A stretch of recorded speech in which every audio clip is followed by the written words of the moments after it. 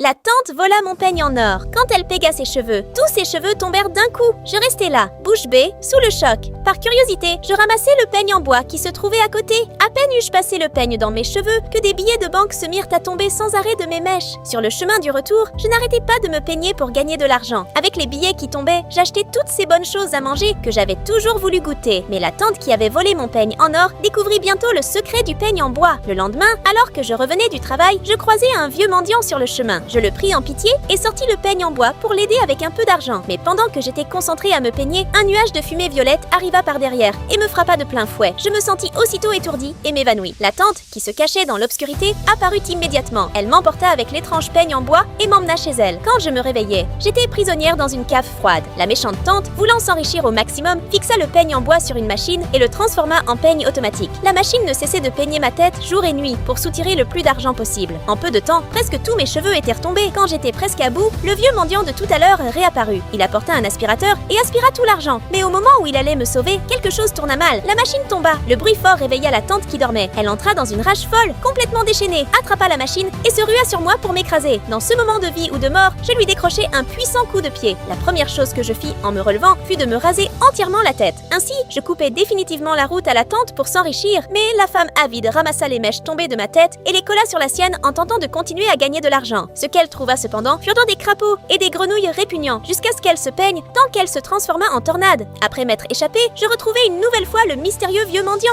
Il me rendit tout l'argent. Elle voulait tout l'argent du monde. Mais le karma ne pardonne jamais. Si tu aimes ta maman, like cette vidéo, abonne-toi et écris « J'aime maman » en commentaire.